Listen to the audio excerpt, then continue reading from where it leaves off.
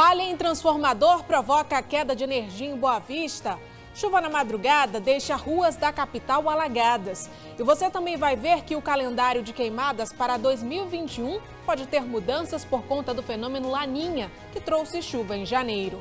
Para não perder o controle das queimadas, 194 brigadistas estão a postos para ajudar os produtores rurais desses municípios.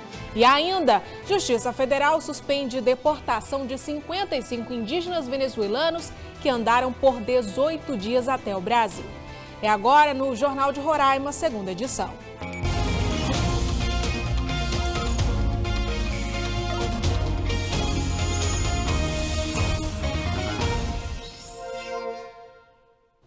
Boa noite para você. Agora são 6 horas e 18 minutos.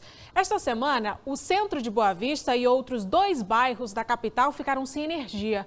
Uma falha num transformador afetou a rede e causou prejuízos à população. Esta semana, quem mora em Boa Vista voltou a lembrar do passado escuro. Tudo por conta das quedas de energia. Alguns bairros ficaram por horas sem energia elétrica. Algum tempo atrás eu tive 2 geladeiras queimadas por conta das quedas, de energia. E para resolver essa questão perante a empresa, eu tive que juntar documento, do aparelho, 2 aparelhos, e primeiro mandar fazer uma análise, para saber realmente o que era que tinha queimado, qual peça que faltava, para poder levar para a empresa. E a gente sabe que se a energia vai embora, começa a dor de cabeça. O diretor do PROCON da Assembleia Legislativa orienta os consumidores para casos de danos materiais. Havendo queda de energia, os produtos que foram danificados ensejam no direito do consumidor em pedir o ressarcimento junto à distribuidora de energia elétrica.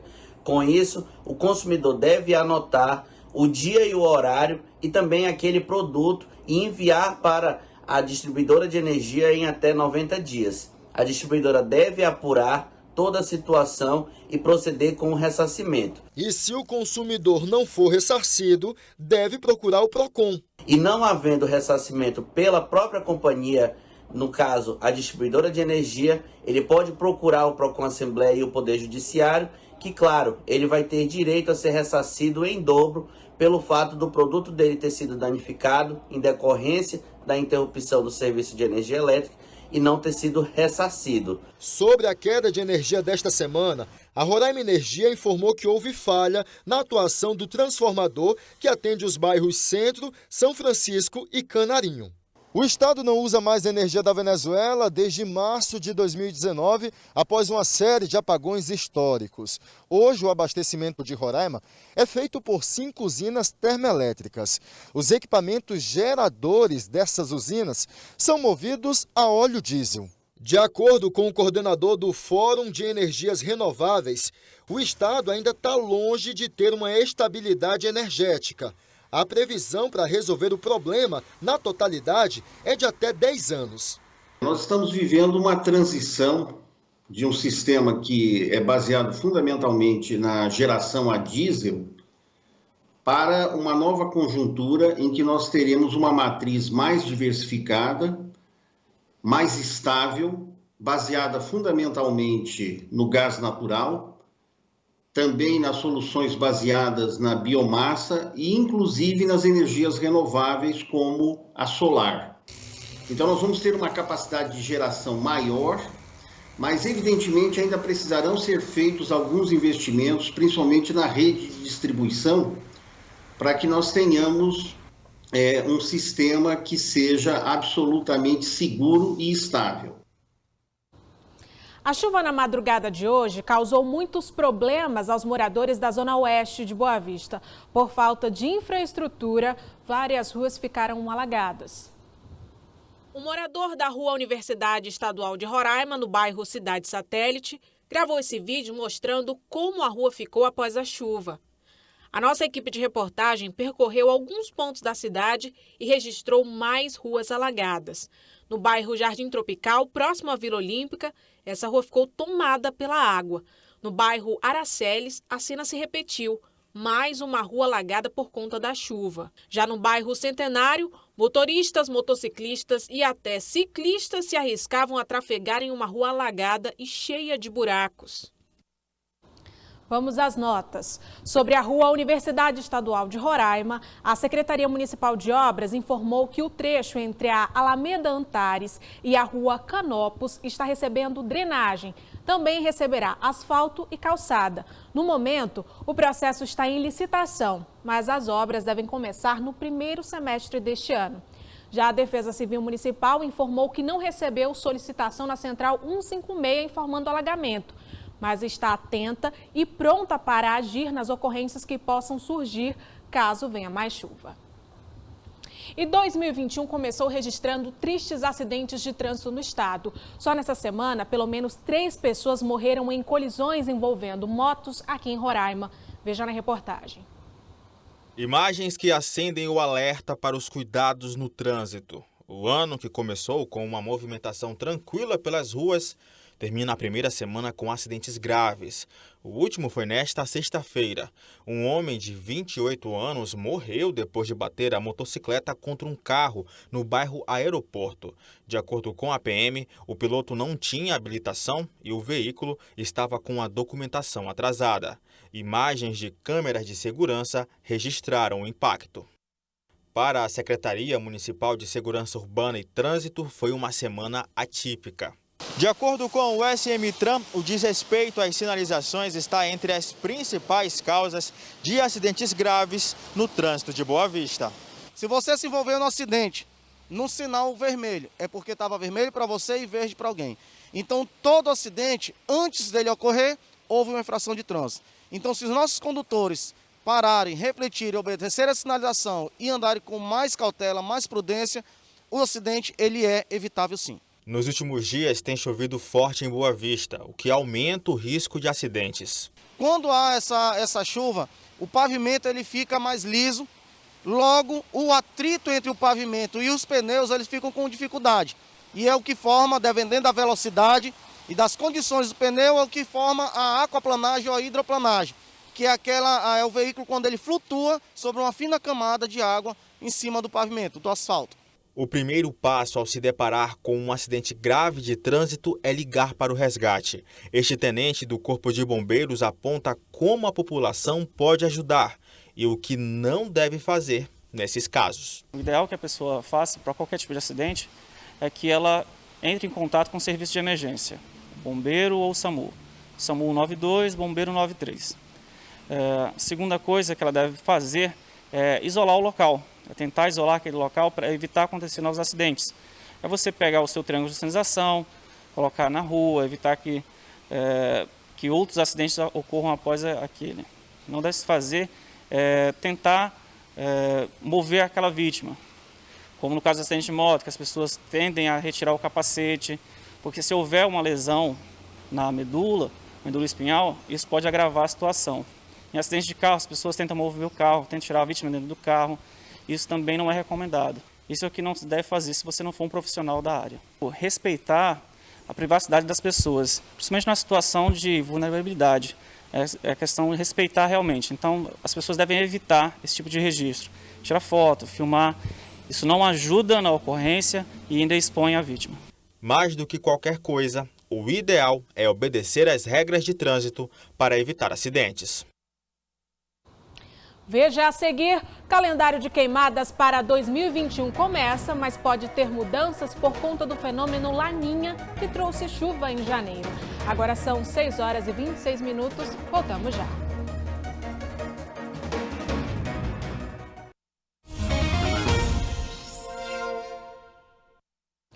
Foi divulgado esta semana o calendário de queimadas para janeiro e fevereiro de 2021 no estado. Mas com o fenômeno Laninha, vieram as chuvas e o calendário pode ter mudanças. No ano passado, neste mesmo período, os brigadistas já estavam em campo combatendo e evitando incêndios florestais em Roraima. Mas este ano está bem diferente. O fenômeno Laninha deve trazer chuvas nos meses de janeiro e fevereiro. Vamos ter sim algumas chuvas, né? Principalmente agora em janeiro, porque estamos passando por um período de laninha. Laninha traz um pouco mais de precipitação para a nossa região.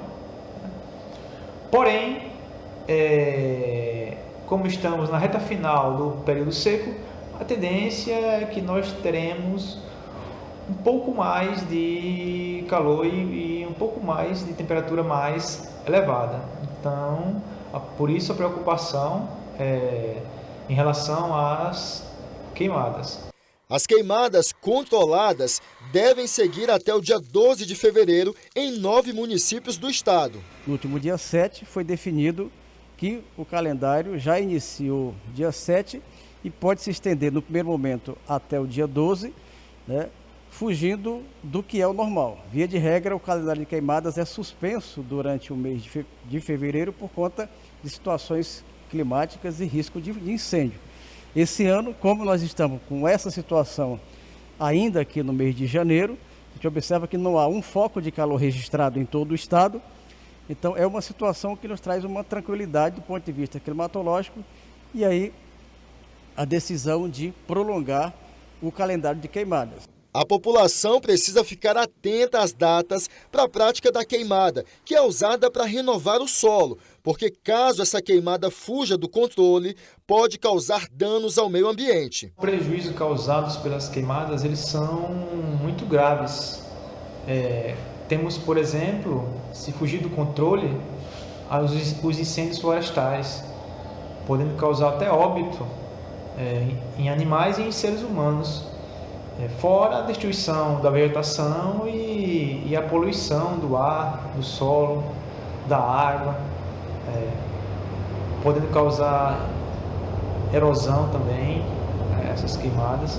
Então, tem uma série de malefícios que estão relacionados com essa questão das queimadas. Para não perder o controle das queimadas, 194 brigadistas estão a postos para ajudar os produtores rurais desses municípios. Mas, segundo a Defesa Civil, as condições climáticas deste início de ano, com chuvas inesperadas e acima da média, dão condições favoráveis para as queimadas controladas, sem riscos de incêndios florestais. A partir de Iracema, Mucajaí, Alto Alegre, Pacaraima, Uiramutã, Normandia, Bonfim e Boa Vista, esses produtores já estão autorizados a fazer a queima controlada. Eles terão 10 dias para iniciar a queima. Durante esses 10 dias eles têm que procurar o órgão ambiental para se certificar de que a documentação necessária está em dias, né? E também poderão procurar a Defesa Civil. Em cada município nós temos brigadistas contratados e esses brigadistas poderão prestar o apoio necessário a esses produtores. Vamos saber os destaques do Fantástico deste domingo com a Poliana Brita. Olá, a gente vai mostrar para vocês como o voo de um drone ajudou a salvar a vida de um homem. O vendedor Francisco Cavalcante estava desaparecido havia 2 dias quando o drone encontrou o carro dele caído numa ribanceira. Foi o começo de uma delicada operação de resgate. Quando a gente viu mesmo que ele estava com vida ali, foi emocionante. Uma reportagem especial vai discutir a função do coach, um profissional contratado para orientar questões pessoais ou de carreira. Que soluções eles oferecem? Você vai conhecer gente que aprovou o trabalho e histórias de quem se deu mal. O Fantástico voltou à região serrana do Rio 10 anos depois da maior tragédia climática da história do Brasil, que deixou quase 1000 mortos. Você vai ver o reencontro emocionante de um garoto de 10 anos com o homem que o salvou quando ainda era um bebê. É jornalismo, é fantástico, é depois do Faustão, nosso Domingo Juntos. E veja depois do intervalo, Justiça Federal suspende a deportação de 55 indígenas da etnia Warao que cruzaram a fronteira da Venezuela com o Brasil a pé. Agora são 6 horas e 33 minutos. Até já.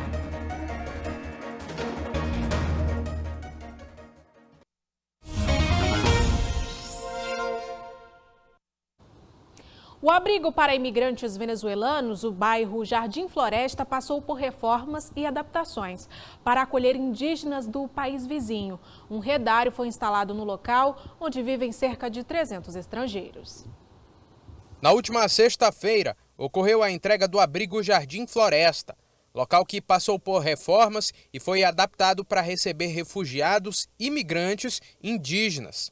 Atualmente, cerca de 295 indígenas moram aqui no abrigo, que passou por algumas reformas de melhoria para atender algumas necessidades. As casas, por exemplo, tiveram algumas mudanças. Vamos ver aqui que ao invés de camas, o local conta com redários, redes e também alguns armadores.